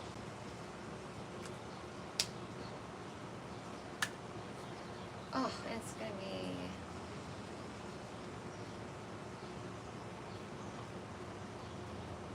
Oh my gosh, have I been on for this long? Wait, it is way longer than I thought it was. I like blacked out and realized what time it was.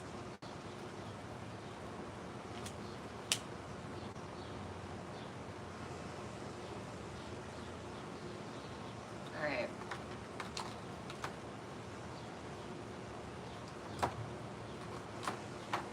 Finishing up, finishing up. I can't believe I've been on this long. I didn't even realize what time it was.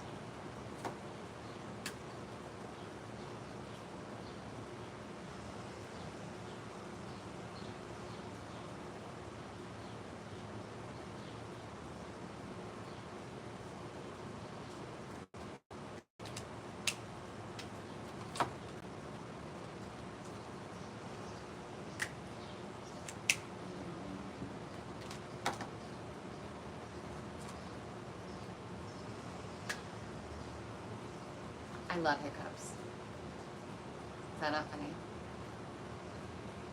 Oh, neat, HB. Andy, how do you stop hiccups? I like hiccups. They make me giggle. They make me happy. I like getting hiccups.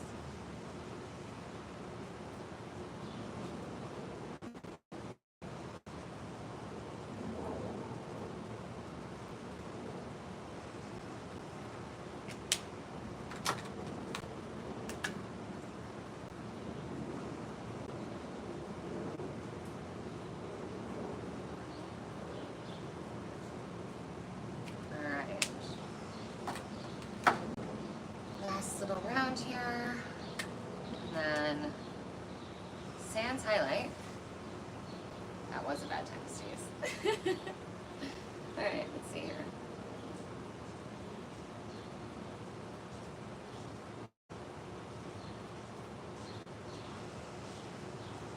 Yeah, this marker's out. I'm gonna have to figure that out.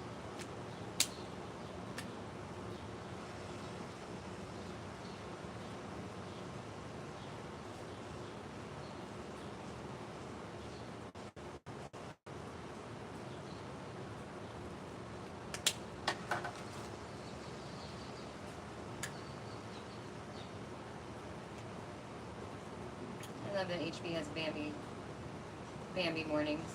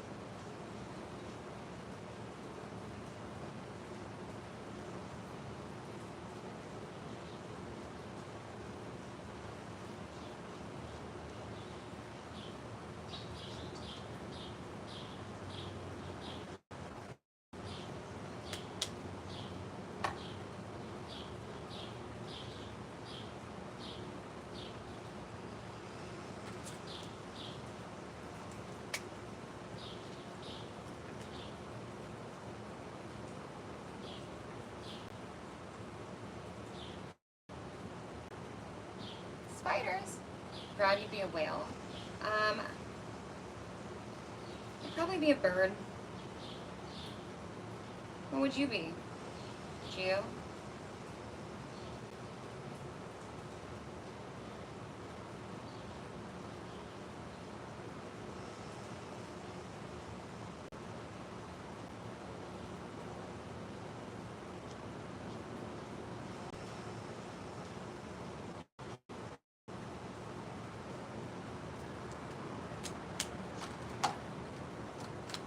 Alright, last one.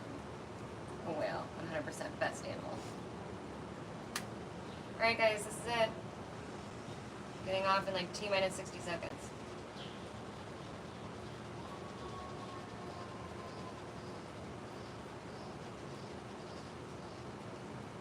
Good. Thanks for hanging out. I can't believe I was out here all day. I have so much to do. Tomorrow is Friday. I would like to be on. I don't know if it's gonna happen. If I am, it will be shorter for sure because I have a haircut at like 8 a.m. Where does this marker go? So, if I'm here, it'll be a quick one because I gotta get done in time for my cut. And I plan to film tomorrow, so if things are too tight, then I'm just gonna let go. Am I missing a marker? Yeah. Because I want to prioritize getting the next video done, if that's what it is, you know? So, I'm gonna show you my coloring page. Falcon. Oh, I don't think whales are scary. I like whales. Okay. Ugh. Alright, today's masterpiece. Ta-da! Bye guys. I'll see you hopefully tomorrow. If not tomorrow, hopefully Saturday or Sunday. If not then in my long form. See you later.